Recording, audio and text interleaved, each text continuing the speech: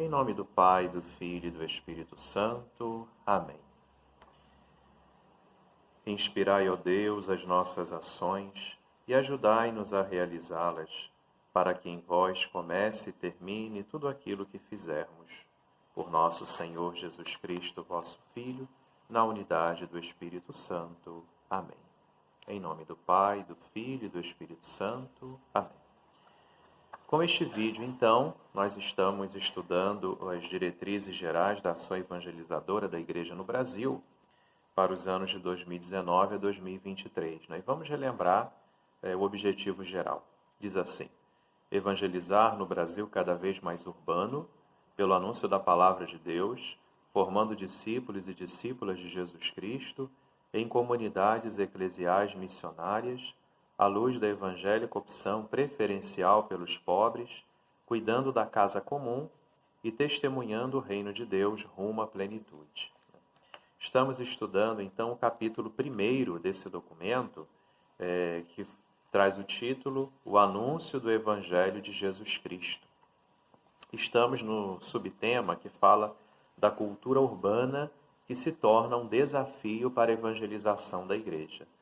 O número 27 do documento, então, relembra que no Evangelho de Marcos, capítulo 16, versículo 15, Jesus diz, Ide para proclamar o Evangelho a toda criatura. E esse ide faz parte da natureza da própria Igreja. É o ide missionário, de ir evangelizar, levar o anúncio, anunciar o amor da Santíssima Trindade pelo mundo, o Pai, o Filho e o Espírito Santo, o único Deus em 3 pessoas, Ou seja, essa nova saída missionária que a Igreja precisa ter, a Igreja em saída, a Igreja sempre em missão. E dessa vez, não só anunciando no mundo real, de porta em porta, com o exemplo de vida, mas anunciando também no mundo virtual. É um novo mundo que se apresenta diante de nós, onde muitas pessoas, sobretudo os mais jovens, têm um contato grande com esse mundo virtual que também precisa ser evangelizado.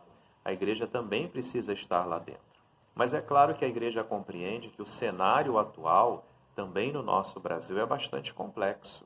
Nós não temos mais uma sociedade que é hegemonicamente cristã, embora a grande maioria da porcentagem brasileira seja cristã, mas a mentalidade, muitas vezes, não é mais essa, e muito menos católica.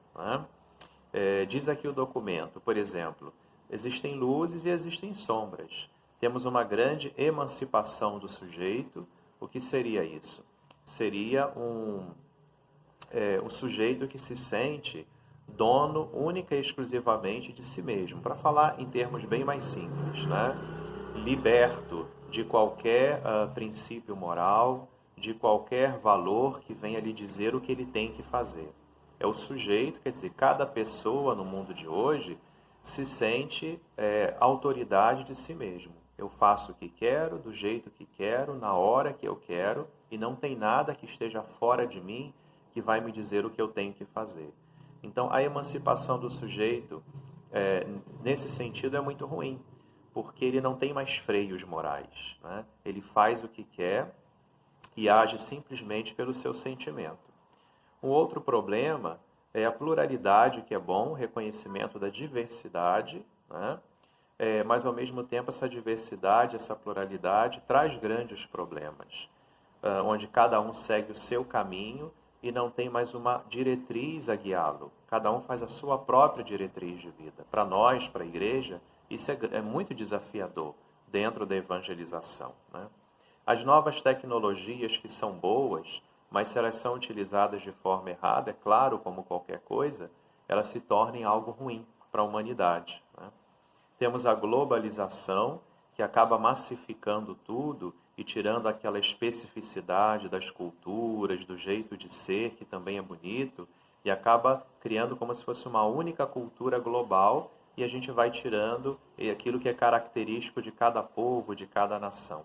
O secularismo, que é você viver numa sociedade absolutamente, em termos muito simples, às vezes até religioso, numa religião, de certa forma, muito superficial, nada de Deus e nada disso, é somente viver no mundo mesmo, o mundo pelo mundo.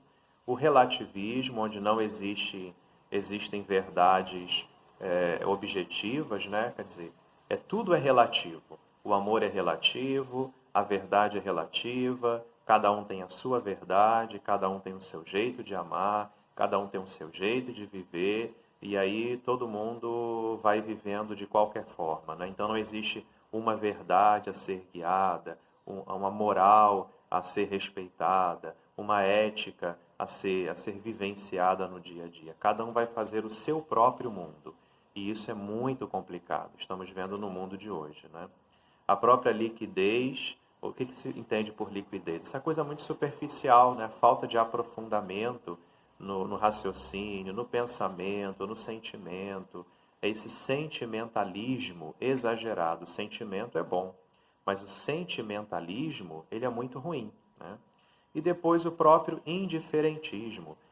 Nós vivemos o indiferentismo pelo sofrimento do outro muito grande. Apesar de estarmos na pandemia e nós percebermos atos de solidariedade muito grande, mas a gente vive num mundo muito indiferente. Haja vista, por exemplo, quando tem um acidente na rua, uma morte na rua, uma pessoa agonizando, o número de pessoas que estão com o celular gravando o sofrimento, a morte do outro, para depois postar na internet, colocar no seu canal do YouTube, colocar no Instagram, como se fosse um troféu para poder ganhar mais likes, né? Mais gosteis. Então, tudo isso mostra o indiferentismo pela morte, pelo sofrimento, né? Eu vivo somente para mim. O que me interessa sou eu, não interessa as outras pessoas. Diante disso, a igreja tem, claro, que um grande desafio na sua missão. A missão é levar o anúncio de Jesus Cristo, o amor de Jesus Cristo, né? E diante dessa situação tão diferente, na qual nós vivíamos em décadas passadas, e essa mudança tão rápido, a igreja tem que encontrar formas de continuar evangelizando e cumprindo a sua missão nesse mundo. A missão da igreja está relacionada com a transmissão integral da fé no interior de cada cultura, né, dessa cultura que traz essas questões positivas, mas também questões negativas. Então a gente tem que transmitir a fé, mas tentar traduzir essa fé para uma linguagem que as pessoas do mundo de hoje consigam compreender e que faça sentido para elas. Então isso não é fácil, né? Isso é difícil. Estamos num mundo de rápidas transformações, né? E que tem uma forte crise ética, como diz o documento, e uma relativização do sentido do pecado.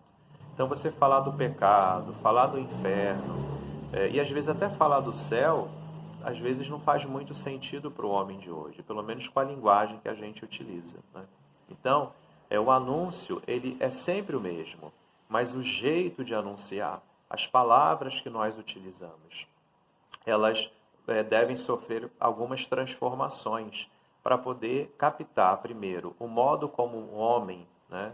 O homem que eu digo é o homem, a mulher, as pessoas do século XXI pensam, sentem, agem. Então, compreender a sociedade de hoje e tentar entender aquela verdade perene da fé que nunca vai mudar, mas como eu posso anunciar essa fé para o mundo de hoje? Uma coisa era o homem do século XVIII, século XIX, até mesmo no início do século XX, né? Outra coisa é o homem aí da metade do século XX, o início desse século XXI.